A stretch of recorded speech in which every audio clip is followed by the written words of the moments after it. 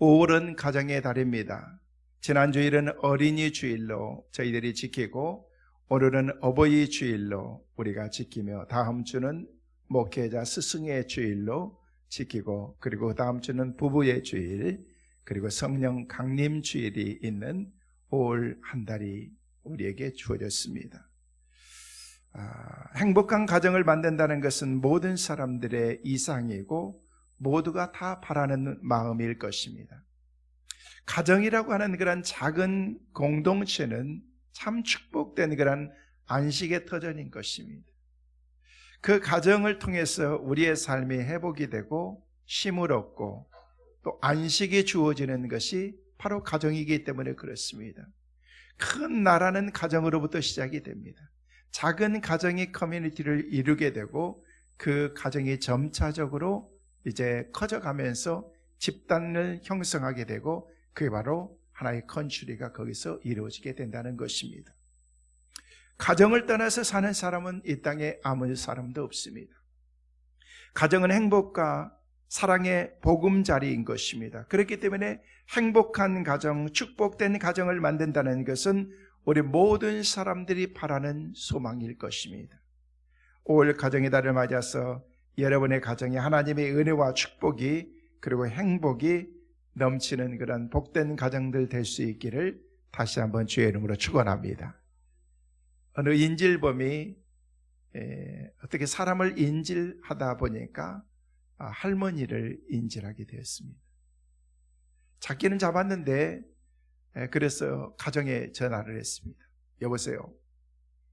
그 며느리가 받았어요.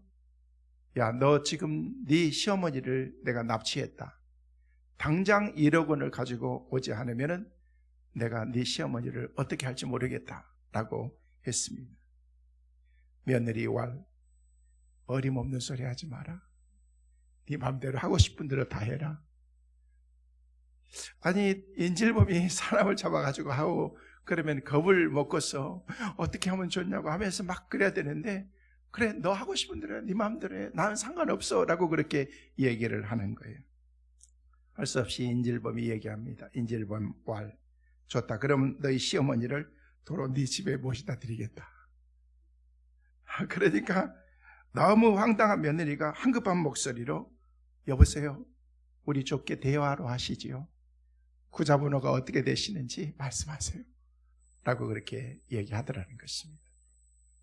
성도 여러분, 부모를 공경하십시오. 우리 부모님을 공경하는 것이 성경에서는 마땅한 것이다 라고 그렇게 우리에게 말씀합니다.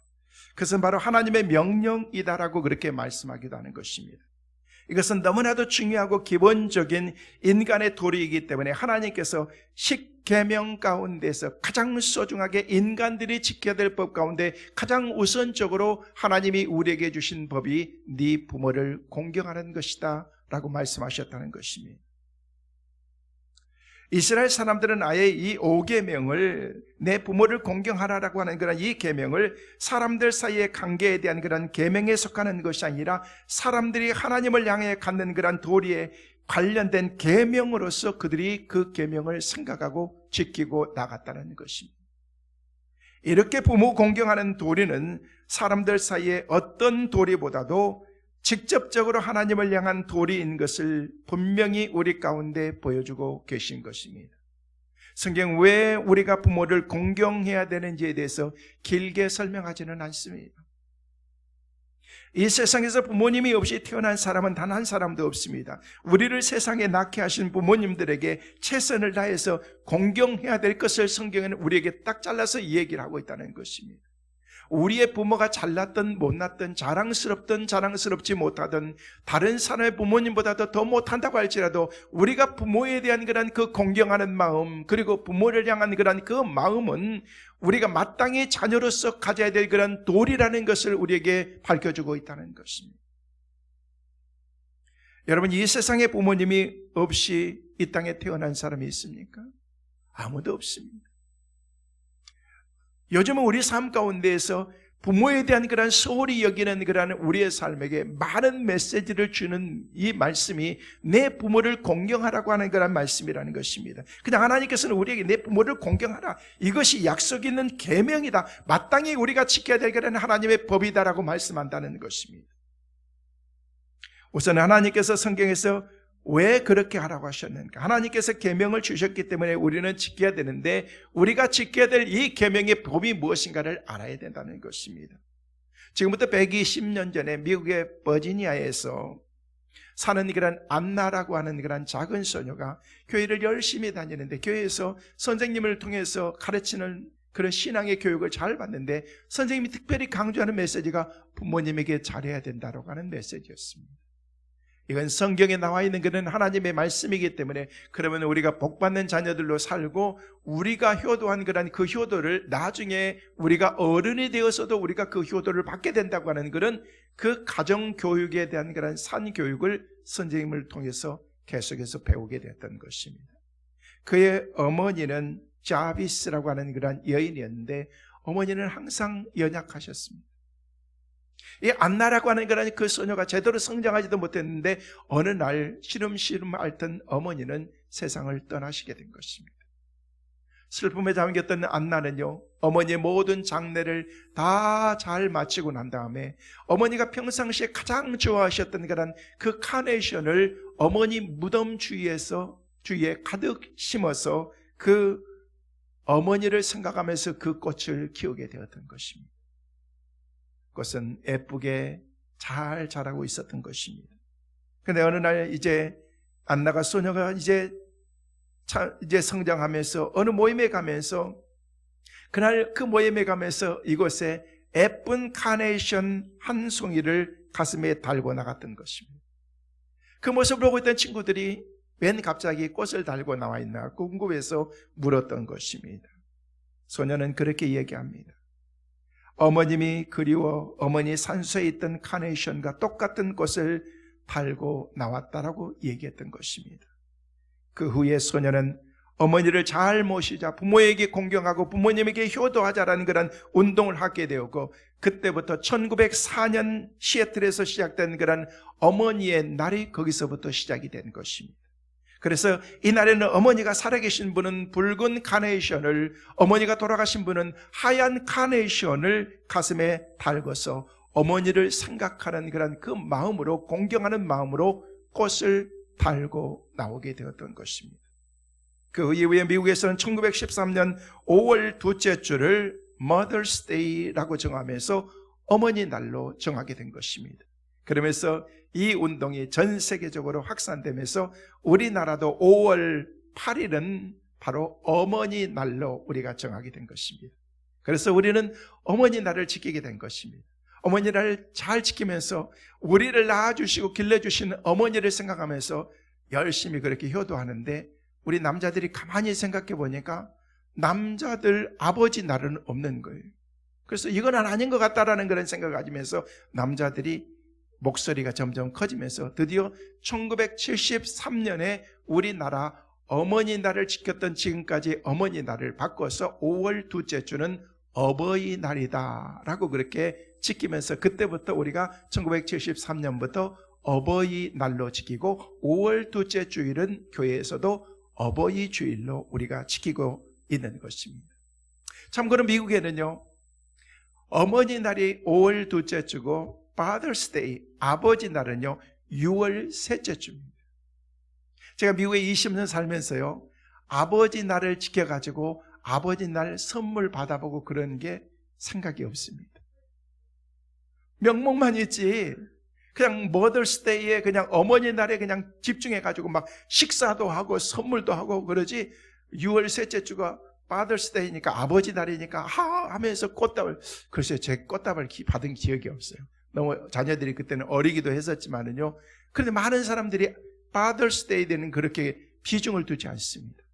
오늘도 일부 예배 많이 나오셨다고 말이에요. 2부 예배 나오실 분들이 1부 예배 다 나오셨어요. 내 이유를 가만히 봤어요. 했더니 젊으신 분들이나 이렇게 많이 나왔는데, 뭐냐면요, 정심 때 부모님들을 모시고 아마 그런 시간들을 가지려고 계획하신 것 같아요. 효도하는 것은 참 좋은 거죠. 부모님을 향해서 갖는 그런 그 마음을 갖는 것은 참 좋은 것입니다. 그래서 어버이날이 되면은요, 부모님들의 가슴에 카네이션도, 저희 교회도 매년 어버이날이 되면, 어버이 주일이 되면은요, 여러분의 가슴에 카네이션을 달아드렸는데, 오늘은 여러분들에게 카네이션을 안 달아드리고 들어오면서 카네이션이 달려있는 마스크를 이렇게 마련했습니다. 그래서 감사합니다, 사랑합니다. 그래서 카네이션 다는 분을요, 어떤 분들은 다는 거를 꺼려 하시더라고 보니까. 그래서 혹시 다실 분은 이렇게 다세요? 아니면은 쓰셔도 되고, 그런 의미로 해서 카네이션 마스크를 이렇게 하나씩 여러분들에게 드려서 우리 찬양 때도 이렇게 카네이션 마스크를 쓰고 찬양하고 그런 것 같습니다. 여러분, 히랍의 대철학자였던 소크라테스는요, 그런 얘기를 했습니다. 자기 부모를 섬길 줄 모르는 자를 친구로 삼지 말라. 왜냐하면요, 그런 인간의 첫걸음을 벗어났기 때문이다라고 그렇게 얘기했다는 것입니다. 부모 공경할 줄도 모르는 그런 그 사람이 어떻게 인간의 도리를 할 수 있겠느냐는 거예요. 우리의 옷의 첫 단추를 잘못 맨 그런 사람이나 다름없기 때문에 그 사람을 가까이 할 필요가 없다는 것입니다. 여러분, 신앙인이라고 하면 누구나 알고 계시지만 하나님께서 인간에게 주신 가장 첫 번째 계명이 바로 내 부모를 공경하라라는 말씀이라는 것입니다. 오늘 말씀에도 내 부모를 공경하라라고 말씀하시면서, 그리고 난 후에 그 공경의 대가로 하나님께서 우리 가운데 장수의 축복을 허락해 주신다는 거예요. 장수하리라. 오늘 예배에 나오신 사랑하는 성도 여러분, 그리고 이 영상을 통해서 예배하고 있는 여러분 모두가 다 부모 공경에서 장수하는 축복의 은혜가 여러분 모두에게 있게 되시기를 주의 이름으로 축원합니다. 하나님께서 주신 그런 은혜 가운데에서 부모를 공경하는 것으로 끝나는 것이 아니라 하나님의 보상이 네 삶을 윤택하게 하고 장수하는 복을, 생명이 길게 하는 그런 복을 주신다라고 그렇게 말씀하고 있는 것입니다. 왜 그렇게 하나님께서 주신 이 계명을 소중하게 우리 가운데 주신 것인가? 너무나 당연한 것인데, 그러나 성경은 단지 부모 공경하는 그런 사람은 우리 삶 가운데서 이런 복을 주시는데 이 사람이 지혜로운 사람이다라고 말한다는 거예요. 부모 공경하는 사람은 지혜로운 사람이고 부모를 공경하지 않는 사람은 어리석은 사람이다라고 그렇게 성경은 우리에게 단명 짓고 있습니다. 예를 들자면 잠언 13장 1절 말씀에 보면은요, 우리에게 그렇게 말씀하십니다. 함께 보시겠습니다. 지혜로운 아들은 아비의 훈계를 들으나 거만한 자는 꾸지람을 즐겨 듣지 아니하느니라. 여러분, 지혜로운 자녀들은요, 아버지가 들으는 얘기를요, 훈계로 듣고서 그렇게 살아가지만 거만하고 못된 자녀들은요, 아버지가 하는 얘기를 잔소리로밖에 안 듣는 거예요. 또 잔소리. 아우, 들었던 얘기 또 하고. 그런 정도로 생각하는 그 자녀들이 뭐예요? 어리석은 자녀들이다. 부모의 마음을 헤아릴 줄 모르는. 어느 부모가 자녀가 잘 되기를 원하지. 여러분, 잔소리해가지고 못되게 만들어가지고 걷길로 가게 해가지고 망하게 할 부모가 세상에 어디 있겠느냐는 거예요. 채찍을 들어서라도 자녀들이 잘 되게 만들려고 하는 것이 바로 부모의 마음인 것입니다. 오늘 말씀에도 부모에 대한 그런 우리의 도리를 순종과 공경의 두 단어로 말씀하면서 내 부모를 공경하라. 그리하면 내 하나님 여호와가 내게 준 땅에서 내 생명이 길 것이다 라고 말한 장수의 복을 하나님께서 주신다. 여러분, 구약 성경에 보면요, 누가 몇 살에 살다가 몇 살에 죽었더라. 이거 큰 길게 사는 것은요, 복으로 얘기하고 있습니다. 여러분, 장수하는 복, 우리 성도들 모두는요, 장수의 복이 있게 되시기를 간절히 소망합니다. 기본으로 100살은 이상 사셔야 됩니다. 오래오래 사세요. 100살, 120살. 그거 가지고 양이 안 차시는 거 같으니까 아멘도 안 하시는 것 같아요. 그냥 여러분 마음대로 사세요. 많이 건강하게, 아프시지 말고, 절대 치매 걸리시지 말고, 모슬병에 걸리시지 말고, 여러분, 하나님께서 주신 건강의 복이 우리 가운데 있게 되시기를 주의 이름으로 축원합니다. 부모에 대한 그런 순종과 공경은 하나님께서 우리 가운데 주신 말씀인데, 여러분, 순종이라는 말이 무슨 말이고 공경이라는 말이 무슨 말인 줄 아십니까? 순종이라는 그런 말은요, 외적인 그런 행동을 말하는 것입니다. 그러면 공경이라는 말은 무슨 말이냐면요, 이 공경은 그 순종을 낳고 그 순종을 참된 순종이 되게 하는 그런 내적인 그런 마음의 상태, 내적인 그런 행동을 가리켜서 이것을 공경이다라고 말하는 거예요. 여러분, 순종과 공경이 있어야 되는데 내적인 것, 외적인 것이 다 우리 가운데 있을 때 이게 진정한 효도가 될 수 있다는 거예요. 오늘 부모에 대한 순종과 공경은 하나님께서 명하신 것이지만 또 하나님께서 옳은 일이다라고 말하고 있다는 것입니다.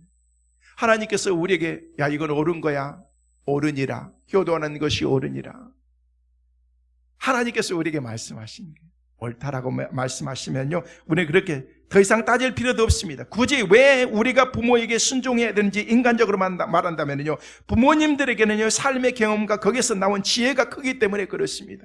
우리가 그 지혜가 지금은요 잘 깨달아지지 않을지도 모릅니다. 근데요, 제가 조금 철들고 나니까요, 부모의 그 말씀들이 이게 지혜였구나, 연륜과 어떤 경험에서 나온 그런 지혜였다는 사실을 깨닫게 된다는 거예요. 부모님의 그런 마음을 헤아렸을 때는요 벌써 철드는 거죠. 어떤 사람들은요 부모님이 돌아가시고 난 다음에 그걸 깨달아지지 늦게 철든 거죠. 부모님은 자식들을 사랑하고 떠나서 부모님들은 무슨 일을 하시든 자식들이 잘 되기를 바라는 마음밖에 없다는 거예요. 나는 좀 못 먹어도 괜찮고 못 입어도 괜찮고 어떤 높은 자리에 안 올라가도 괜찮아요. 근데 우리 자녀들은 잘 됐으면 좋겠다, 우리 자녀들은 공부를 많이 했으면 좋겠다. 그래서 자기의 전 재산이 소 한 마리밖에 없지만요 소를 팔아서라도 대학에 보내고 무엇을 희생하면서까지도 우리 자녀들을 위해서라면 뒷바라지 다 하는 것이 우리 부모님들의 마음인 것입니다. 이건 우리의 부모도 마찬가지고 여러분의 부모도 모든 부모들의 공통적인 것입니다. 왜 우리가 부모님을 공경해야 되는지 굳이 말하자면요, 우리를 낳아주신 분이기 때문에 그런 거예요. 하나님의 뜻을 따라서 우리에게 생명을 주신 분이기 때문에 그렇습니다. 하나님을 대신해서 우리를 길러주신 분이기 때문에 우리가 당연히 부모님께 효도하는 것은 이것은 당연한 것이다라고 말하고 있다는 것입니다. 여러분, 세상에 부모님과 같은 분들은 많습니다. 진짜 우리 부모님보다도 더 좋은 분들인 것 같다, 그분들은 많습니다. 그러나 부모님은 단 한 분밖에 없는 거예요. 나의 어머니, 나의 아버지는 단 한 분밖에 없는 것입니다. 부모님을 하나님께서 우리 가운데 주신 유일하신 나의 혈육에, 그리고 그 부모를 통해서 하나님이 내 생명을 주신 그런 그 부모님들을 공경하고, 그리고 그 부모님들을 우리가 사랑하면서 하나님께서 주신 은혜 가운데서 그 부모에게 갖는 그런 그 순종의 마음이 우리 가운데 있을 때 그게 진정한 효도가 될 수 있다는 것입니다. 따라서 하나님을 경외하는 사람은 자기 부모도 공경할 줄 아는 사람인 것입니다. 오늘 성경의 말씀에 내 아버지와 어머니를 공경하라 한 후에 이것은 약속이 있는 첫 계명이니 이로써 네가 잘되고 땅에서 장수하리라 라고 그렇게 말씀하신다는 것입니다. 우리는 하나님을 경외하면서 그의 말씀에 순종하는 백성에게 하나님께서 영원히 함께 하실 것을 우리 가운데 말씀하셨다는 것입니다. 그러나 부모를 공경하는 것은 그로 인해서 우리가 이 지상에서 만사 형통하고 잘되고 오래오래 장수하는 그런 그 축복이 있기 때문에 부모님에게 효도하는 것은 아닌 것입니다. 여러분, 장수하고 잘되고 만사가 형통하는 것, 제가 오후 예배 때도 제가 말씀을 드리겠습니다. 예수 믿는 사람들은 만사 형통이 아니고 만사 영통이 돼야 되는 거예요. 모든 것이 영적으로 잘되면 그것이 다 잘되게 되어 있는 것입니다. 그래서 영혼이 잘돼야 범사가 잘되고 강건한 복도 주신데, 우리는 하나님 건강 주세요, 물질 주세요, 잘되게 해주세요, 모든 것이 형통하게 해주세요. 형통의 원리가 뭔 줄을 알아야 된다는 거예요. 하나님이 주신 그런 모든 것들이 잘 되기 위해서는요, 먼저 영적인 것들을 생각하면요, 그 영적인 것에 부차적인 것으로 따라오는 복이 장수도 되고 건강도 되고 물질의 복도 우리 가운데 주신다는 거예요. 우리는 본질을 떠나서 살려고 하기 때문에 이게 문제인 것입니다. 여러분, 세상에 공짜 없습니다. 믿음이 공짜인가요? 절대 아닙니다. 구원이 공짜로 주어진 것 같지만은요, 여러분 편에서 볼 때 공짜였지만 하나님은 하나밖에 없는 독자 예수 그리스도를 이 땅에 내어주시는 희생이 있었기 때문에 우리에게 구원의 선물이 우리에게 주어지는데, 우리는 그저 받았으니까 공짜처럼 생각하는데 아니라는 거예요. 그 은혜를 무엇으로 보답하실까? 구원받은 백성답게 우리가 살아가야 되는 거예요. 하나님의 자녀는 하나님의 자녀답게 살아갈 때 거기에 빛이 나고 거기에서 아름다움이 거기서 나는 거예요. 본질을 잃어버리면 안 된다는 것입니다. 자녀의 본질이 뭔가? 부모에게 효도하는 게 본질이라고 말씀하고 있는 것입니다. 여러분, 오래 살고 만사형통하는 것은요, 부모를 공경하는 데서 하나님께서 우리 가운데 주어지시는 부수적인 부차적인 축복으로 하나님께서 우리 가운데 주시는 거예요. 부모를 공경하는 일이 이토록 귀중한 것이기 때문에 부모를 공경하지 않는 것이 얼마나 악한 것인가도 우리에게 말씀하고 있다는 것입니다. 출애굽기 21장 15절 말씀에 아주 무서운 말씀을 우리 가운데 하고 있습니다. 같이 보시겠습니다. 자기 아버지나 어머니를 치는 자는 반드시 뭐 할지니라? 죽일지니라. 아버지나 어머니를 요즘에요, 부모들이 자녀에게 많이 맞고 하신대요. 우리 자녀들 부모님 때리지 마세요.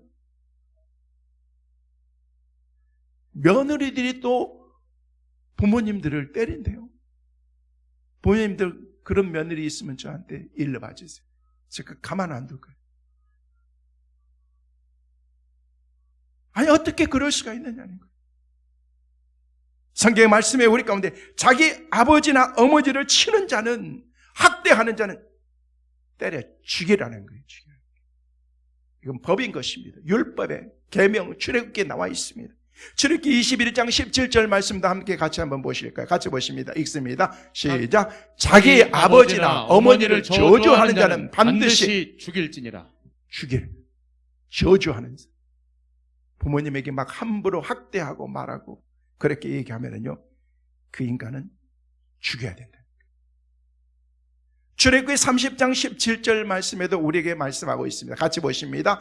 아비를 조롱하며 어미 순종하기를 싫어하는 자의 눈은 골짜기에 까마귀에게 쪼이고 독수리의 새끼에게 먹히리라. 아주 무서운 말씀. 우리 하나님은요, 공의의 하나님이시고 사랑의 하나님이시지만은요, 공의의 하나님, 무서운 하나님이십니다. 그 하나님 앞에서 우리가 바로 살아야 된다는 것입니다. 그렇다면은 오늘 말씀의 주제처럼 우리가 부모 공경을 어떻게 할 때에 우리에게 복이 될 수 있겠느냐는 거예요. 저는 세 가지를 말씀을 드립니다. 첫째로, 그러면 어떻게 하는 것이 부모를 공경하는 것입니까? 날 낳으시고 이 땅에 존재하게 해주신 크신 사랑에 감사하면서 그런 마음을 가지고 살아갈 때 우리가 부모님을 공경하고 부모님께 순종하면서 효도할 수가 있다는 거예요. 부모는 정말 자녀들을 위해서 자기 자신을 다 희생하십니다. 제 자식이 아니라면 도저히 할 수 없는 일임에도 제 자식이기 때문에 초인적인 능력을 발휘하면서 살아가시는 분들이 우리의 부모들인 것입니다. 그래서 자녀를 위해서라면요, 뭐든지 다 하시는 것입니다. 그리고 집안에 아이가 생기면은요, 그 아이로 인해서 온통 삶의 모든 것이 다 한순간에 그냥 순서가 다 바뀌기 시작하는 것입니다. 그냥 아이를 낳아본 부모들은 알 거예요. 모든 관심과 초점이, 환경과 상황이, 모든 것들이 다 자녀에게 맞추게 되는 것입니다. 저는요, 이제 자녀를 결혼시켰으니까 이제 빨리 손주 좀 봤으면 좋겠어요. 근데 막 푸시할 수 없잖아요. 그런데 저는 어렸을 때부터 커가면서 이제 성년이 돼가면서 결혼하기도 전에 내 애가 그렇게 갖고 싶었어요. 저희 아내하고 교제하면서 얘기했어요. 나는 애가 너무 갖고 싶다. 애를 빨리 좀 낳아줄 수 없나? 그랬더니 미쳤나 그러더라고요. 결혼부터 하고 그러고 난 다음에 애 낳고 그러는 거지. 나는 애 너무너무 갖고 싶어요. 그냥 내 애가 갖고 싶어요. 하나님께서 자녀를 줬어요. 자녀를 주고 난 다음에 제가 놀라운 사실을 깨달았습니다. 그때까지는요, 어디를 돌아다니고 이렇게 여기저기 다 다니고 그랬는데도 하나도 보이지 않았던 그런 그 모든 것들이 자녀를 낳고 나니까요, 애기 용품들만 파는 데만 보이는 거죠. 여기 가도 무슨 보행기 팔고 애들 용품 팔고 장난감 팔고 이런 것들이요, 다 눈에 보이는 게 그거밖에 없는 거예요. 이상하다. 전에는 한 번도 안 봤는데, 안 본 게 아니라 관심이 없었던 거죠. 내 자녀가 태어나고 나니까 관심과 시각이 다 달라지더라는 것입니다. 이게 부모의 마음인 것입니다. 내가 좋아했던 것이 보이는 게 아니고, 우리 할아버지 할머니들 보시면은요, 다 여러분의 핸드폰에 보면은요, 손 넘기면은요, 손자들 손녀들 막 다 있잖아요. 다 똑같은 사진이야. 한두 장만 보면 되는데 어떤 분들은요, 목사님 보세요, 막 보여주는데 나중에 보면요, 그 사진이 계속 돌아가고 있는 것 같은데 비슷비슷한 사진인데 그 할아버지는 너무 할머니는 너무너무 자랑스러운 거예요. 우리 손자 어떤 분은 유치원 가서 보여준 거 so what? 그래서 나한테 뭐 어떻다고 내가 속으로 생각이 되는데 별 의미도 없는 건데 본인에게서는 너무너무 귀한 거예요. 포커스가 내 자녀에게, 내 손자 손녀에게 있기 때문에 그런 것입니다. 이게 부모의 마음인 것입니다. 하나님의 마음은 어떠실까? 하나님은요, 위에 계신 하나님께서는 오로지 우리에게만 관심이 있습니다. 오늘 이 시간 예배드리는 여러분에게 관심이 있는 것을 믿으시길 바랍니다. 이게 하나님의 마음이요, 그 마음을 가지셨기 때문에 예수님이 이 땅에 오시고 하나님께서 엄청난 대가를 희생하면서 마치 부모들이 자녀를 위해서 희생하는 것처럼 하나님께서 희생하시면서 구원의 십자가의 놀라운 은혜를 우리 가운데 주셨다는 것입니다. 이게 바로 하나님의 축복이라는 것입니다. 부모들은요, 자녀를 위해서 일생 동안 헌신하십니다. 부모님들이 연세가 드시면은요, 키도 줄어들고 허리도 구부정해지고 머리도 세지고 피부에 주름이 깊게 들이우면서 그렇게 모습이 변화되지만 그냥 그렇게 된 줄 아세요? 우리 어른들, 저도 10대가 있었어요. 저도 20대에 아주 파릇파릇한 때가 있었어요. 저도 여러분도 아름다운 그런 그 소녀 시절이 있었고 그리고 멋진 그런 그 모습이 우리에게 다 있었습니다. 꽃다운 나이를 지냈습니다. 근데 어느새 머리는 희끗희끗해지고 얼굴에 이마에 주름살이 가득해지고 피부는 점점 노화되어 가고 이것이 바로 오늘의 우리의 모습입니다. 이 모습이 우리 자녀들을 키운, 성장시킨, 헌신한, 수고한 삶의 흔적의 계급장이라는 거예요. 자녀들은 때론 모릅니다. 저도 성장해서 보니까 우리의 자녀들이 성장하고 또 결혼을 해서 가정들을 이루는 그 모습들을 보니까 이게 부모가 갖는 그런 아름다움의 흔적들이구나 라는 것들을 깨달을 수가 있습니다. 건강과 아름다움을 다 자식들을 위해서 아낌없이 내어주신 그런 그 모습이 바로 오늘 우리의 모습이라는 것입니다. 이런 부모들을 평생 공경하는 것은 자식된 도리로서 마땅하니라 라고 성경은 우리에게 말씀하고 있습니다. 예수를 잘 믿던 자매님이 결혼을 했는데 믿지 않는 가정으로 결혼을 해서 시아버지 시어머니에게 얼마나 많은 핍박을 받으면서 교회 다닌다는 이유 그 하나 때문에 이렇게 많이 힘들고 어려웠습니다.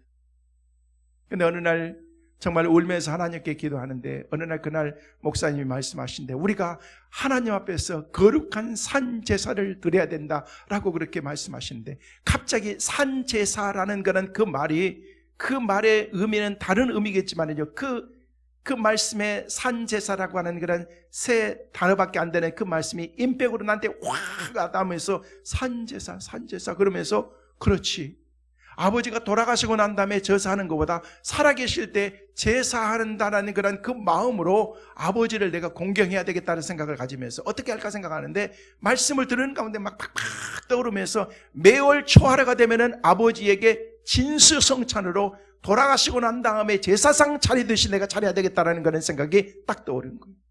드디어 기다리면서 그날이 되어서 초하루가 되어서 상을 그냥 막 가득 채워가지고 차려서 식사를 준비해서 아버지 어머니를 모시니까 깜짝 놀라가지고 이게 무슨 일이냐, 오늘 무슨 날인데, 아버님 어머님 오늘이 이달 시작하는 초하루잖아요. 초하루. 그래서 내가 그냥 감사하는 마음으로 부모님을 공경하는 마음으로 내가 이렇게 부모님께 드리는 것입니다. 준비했습니다 하면서 별일이다, 준비했으니까 먹긴 먹어야지 하면서 토덜거리시면서 드시더라고요. 시간이 지나서 다음 달이 되었습니다. 초하루가 되었습니다. 또 정성껏 준비해서 막 상다리가 막 부러지도록 준비해가지고 또 했어? 그러면요 자주 해드려야 되죠. 얼마나 그러면서 정성을 한 달, 두 달, 몇 달이 갔는데 점점 이렇게 공경하는 그런 그 마음을 가지고 있으니까 어머니 아버지의 마음이 싹 그러면서도 믿음 생활 잘하니까 그러면서 그 어머니 아버지가 감동이 된 거예요. 여러분, 며느리는 뭐 한 거예요? 아버지 살아계실 때 제사상 차린 거예요. 돌아가시면 차릴 필요도 없으니까. 여러분, 돌아가시고 난 다음에 뭐 진수성찬 많이 차려요. 여러분, 제사 음식은 별로 가족들도 좋아하지 않습니다. 그때 차리려고 그러지만 그때는요 그냥 돌아가시고 난 다음에 케이크 자르면 또 어때요? 그렇잖아요. 그거 간단하게 하면 되는 거지. 살아계실 때 잘하면 되는 거지. 돌아가시고 난 다음에 막 별걸 다 해가지고 막 하면 그게 무슨 의미가 있겠느냐는 거예요. 여러분, 일본 속담에 효도와 불조심은 때가 늦으면 평생 후회한다라는 그런 말이 있습니다. 이건 노나라고 하는 그런 노나라 사상가였던 그런 증자라는 그런 사람을 말하기를요, 뭐라고 얘기했냐면, 부모가 돌아가신 후에 항소를 잡아들임이 살아계실 때 닭 한 마리 잡아들이는 것보다 더 하겠느냐. 이 얘기는 무슨 얘기냐면, 살아계실 때 잘해야지 돌아가시고 난 다음에 소 잡는 것보다 그냥 살아계실 때 노랑통닭 한 마리 사드리는 게 좋다는 거예요. 노랑통닭은 10,000원에 2마리 주더구만요. 살아계실 때 잘하면 되는 거예요. 말씀을 드렸던 것은 일본 속담에 뭐라고 얘기했다고요? 효도와 불조심은 늦으면은요 평생 후회한다는 거예요. 늦으면 안 된다는 거예요. 빨리 불은 꺼야 되고 효도는 지금 해야 된다는 거예요. 이게 일본 속담이라는 것입니다. 사랑하는 성도 여러분, 부모 공경하시고 오늘 여러분이 이기까지 헌신하신 부모님께 효도해서 하나님이 예비하신 축복의 삶을 살아가는 우리 모두가 되시기를 주의 이름으로 축원합니다. 두 번째로, 그러면 어떻게 하는 것이 부모를 공경하고 효도하는 것인가? 부모님의 마음을 헤아려 드리는 것이 효도인 것입니다.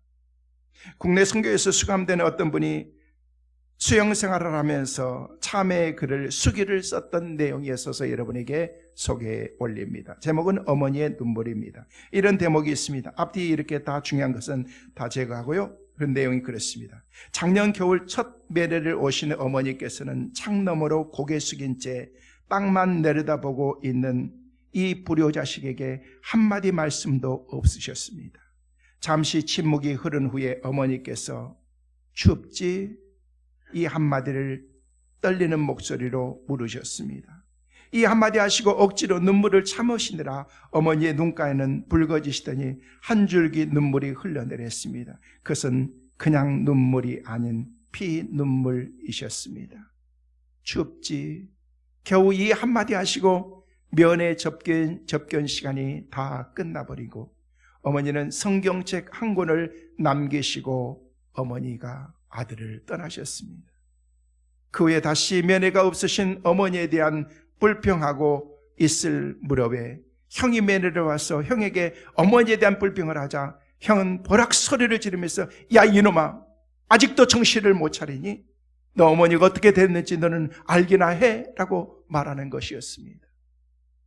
불길한 느낌이 들어서 그가 닭을 찢어 먹자 그의 형은 어머니가 얼마 전 전화를 받지 않으셔서 찾아가 보니 엄동설한 추운 겨울에 자식의 죄가 내 죄 때문이라고 방에 불을 다 끊으시고 나도 감옥 생활을 해야 한다는 그런 그 마음으로 자식의 죄와 어미의 죄를 용서해 달라고 기도하다가 온 몸이 동상이 들어 몸져 누우셨다는 것입니다.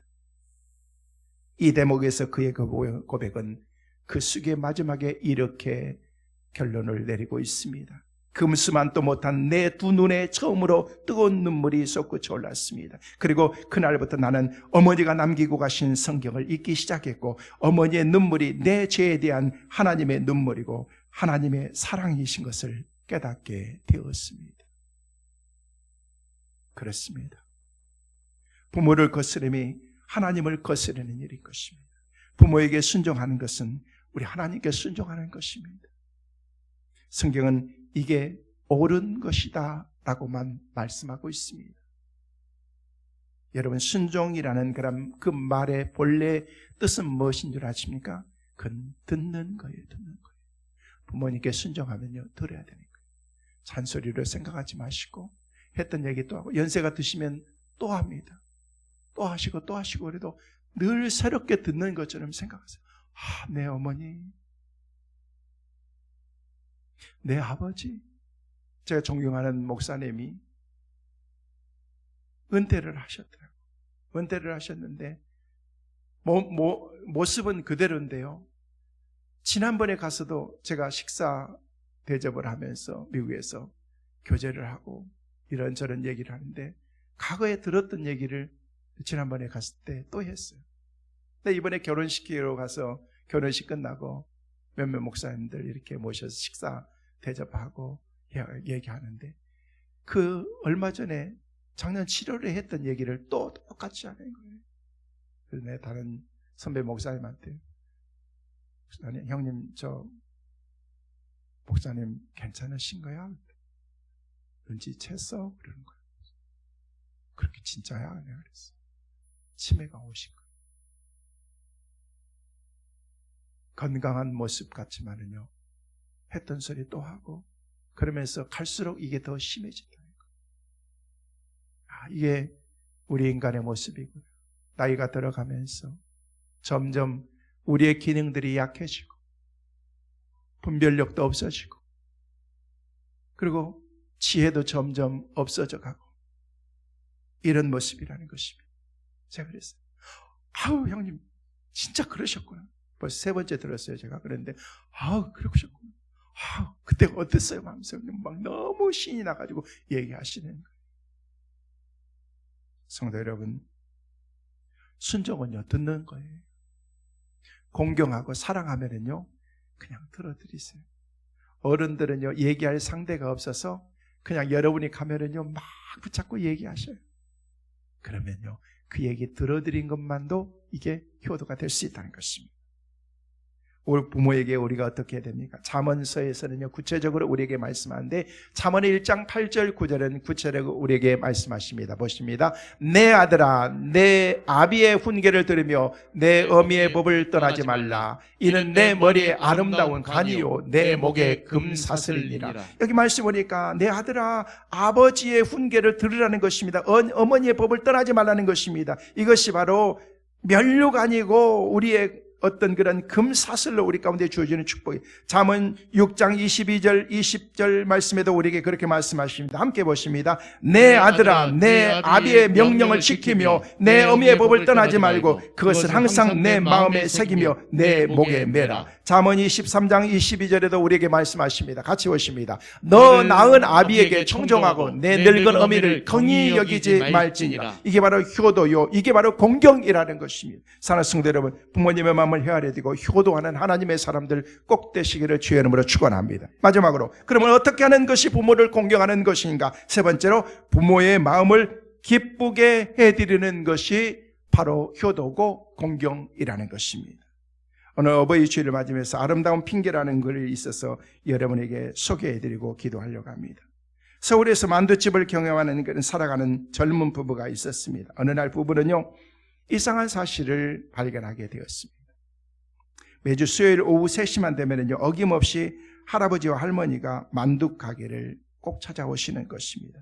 처음에는 대수롭지 않게 생각했는데 나중에는 두 분이 꼭 그 시간만 되면, 수요일 오후 3시만 되면은요, 그 만두 가게로 그냥 거의 비슷한 시간에 찾아오시는 것입니다.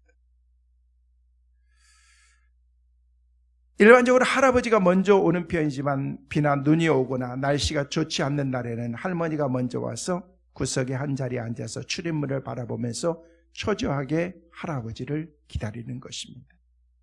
만두를 시킨 뒤에도 만두에서 김이 모락모락 나는 그런 만두를 드실 생각도 하지 않고 마치 이별을 앞둔 여인들처럼 안타까운 눈빛으로 서로를 쳐다보는 것이었습니다. 그리고 생각난 듯 상대방에게 황급히 만두를 권하다가 다시 눈이 마주치면 눈에 눈물이 고이기도 했던 것입니다. 만두집 부부는, 그 할아버지 할머니는 정상적인 부부는 아니고 아마 옛날에 서로를 뜨겁게 사랑했었던 그런 첫사랑의 관계라고 생각했던 것 같습니다. 비록 몸은 나이가 들어서 늙었지만은 한 주일에 한 번씩이라도 만나서 아름다운 그 시절의 추억을 생각하면서 서로를 그리워하는 마음으로 만나는 것으로 생각한 것입니다. 그러던 어느 수요일 그날따라 할머니의 안색이 영 좋지 않았습니다.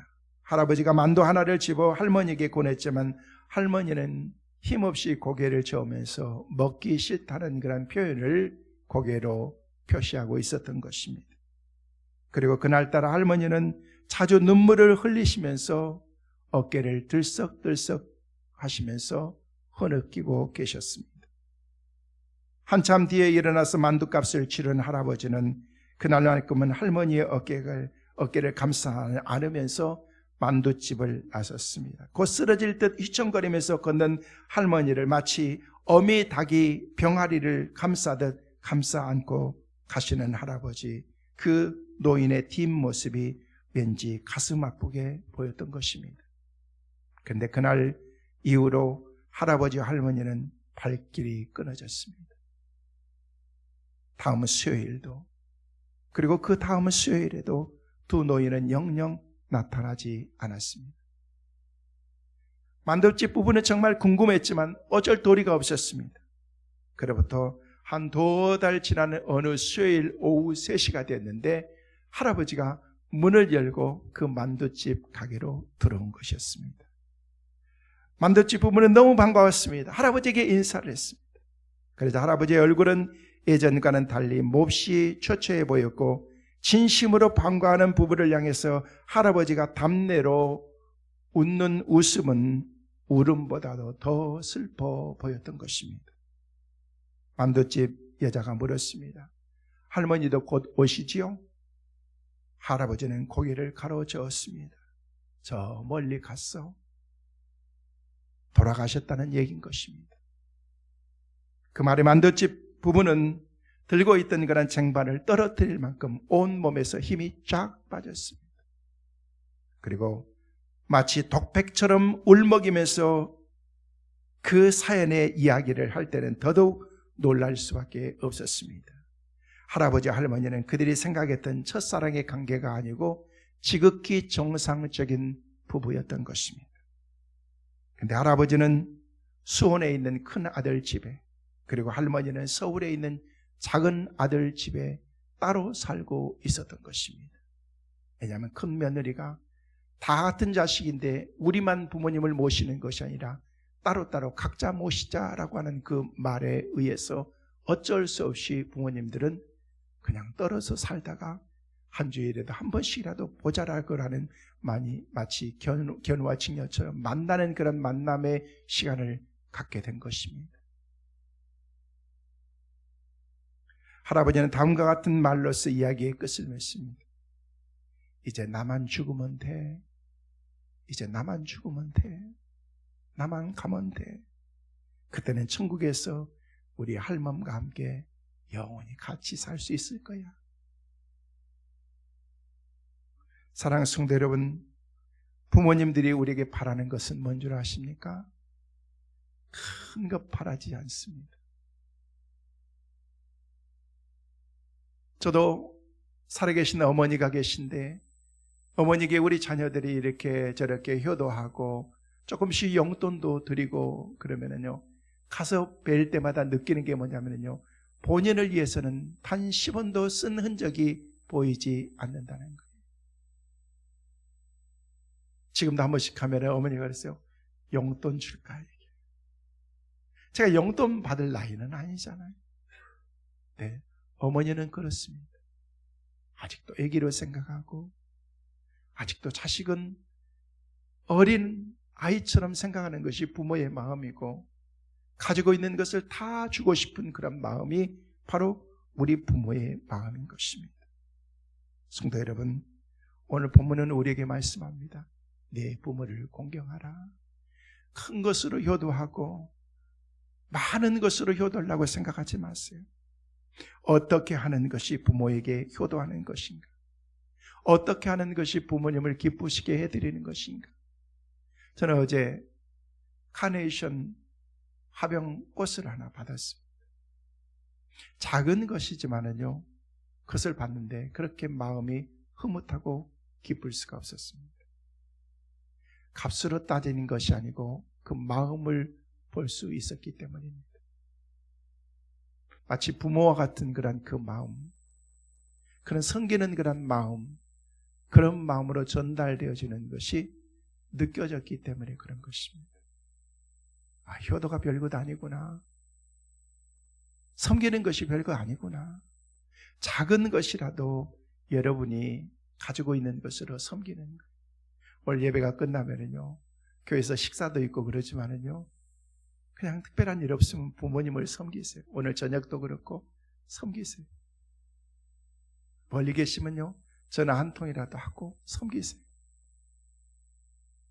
사랑한다고 고백하고 아버지 어머니 건강하시라고 말씀드리고 위에서 늘 기도하고 있다고 말씀하시고 또 기회가 되면 주어지면은요 가서 얼굴도 뵙고 따뜻한 손을 붙잡아 주는 것, 이게 바로 진정한 효도인 것입니다. 주님 우리에게 말씀하십니다. 내 부모를 공경하라, 효도해라. 이게 옳으니라. 효도하고 하나님께서 주신 그런 하나님의 놀라운 주의 은혜 가운데 이 땅에서 네가 장수하고 생명이 길리라 라고 말씀하신 그 약속의 말씀과 더불어서 큰 복을 누리며 살아갈 수 있는 축복의 은혜가 우리 모두에게 있게 되시기를 주의 이름으로 축원합니다.